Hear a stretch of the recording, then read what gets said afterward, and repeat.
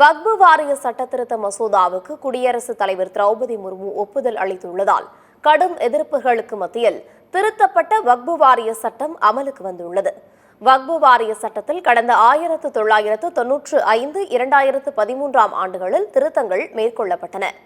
இதில் மேலும் சில திருத்தங்களை கொண்டு வருவதற்கான மசோதாவை மக்களவையில் மத்திய அரசு கடந்த 2024 ஆண்டு ஆகஸ்ட் மாதம் தாக்கல் செய்தது. பின்னர் நாடாளுமன்ற நிலைக்குழுவுக்கு அனுப்பப்பட்டு சில திருத்தங்கள் மேற்கொள்ளப்பட்டன. இதையடுத்து வக்பு வாரிய சட்ட திருத்த மசோதா நாடாளுமன்ற இரு அவைகளிலும் நீண்ட விவாதத்திற்கு பிறகு நிறைவேற்றப்பட்டது. இதையடுத்து இந்த மசோதா குடியரசுத் தலைவரின் ஒப்புதலுக்காக அனுப்பப்பட்ட நிலையில் வக்பு வாரிய சட்ட திருத்த மசோதாவுக்கு குடியரசுத் தலைவர் திரௌபதி முர்மு ஒப்புதல் அளித்துள்ளார். இதையடுத்து கடும் எதிர்ப்புகளுக்கு மத்தியில் திருத்தப்பட்ட வக்பு வாரிய சட்டம் அரசிதழில் வெளியிடப்பட்டு அமலுக்கு வந்துள்ளது.